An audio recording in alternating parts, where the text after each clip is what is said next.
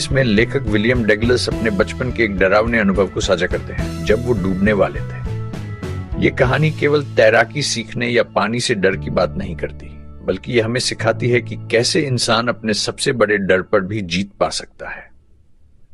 लेखक जब लगभग 14 साल के थे तो एक बार उनके पापा उन्हें कैलिफोर्निया के समुद्र बीच पर ले गए। वहां तेज लहरों ने उन्हें जमीन पर पटक दिया और उनके ऊपर से पानी की लहरें गुजरने लगी। उस दिन उन्हें पानी से बहुत डर लग गया। ये डर उनके मन में गहरे बैठ गया। वो पानी को देखकर घबराने लगे, लेकिन फिर भी बड़े होने पर उन्होंने सोचा कि तैरना सीखना चाहिए। जब वे लगभग 8 साल के थे तो उन्होंने याकीमा शहर के YMCA स्विमिंग पूल में तैरना सीखने की शुरुआत की। ये पूल 2 हिस्सों में बटा था। एक हिस्सा बच्चों के लिए कम गहरा और दूसरा हिस्सा बड़ों के लिए काफी गहरा।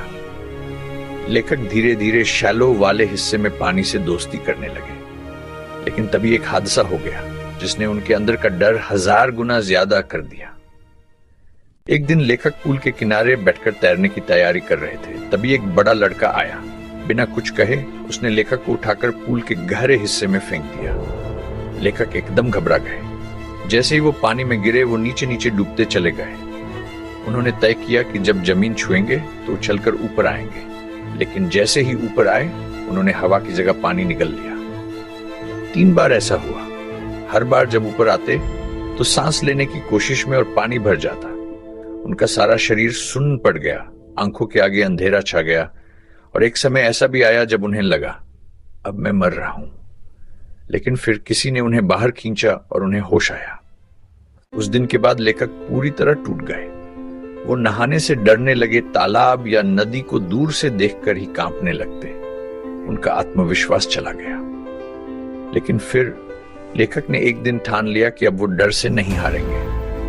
उन्होंने एक तैराकी प्रशिक्षक, स्विमिंग इंस्ट्रक्टर की मदद ली और रोज रोज अभ्यास किया। प्रशिक्षक ने उन्हें पहले सिर्फ पानी में सांस लेना सिखाया, फिर पैरों से मारना, फिर हाथों से संतुलन बनाना। धीरे धीरे लेखक का डर कम हुआ और तैराकी में महारत हासिल हो गई।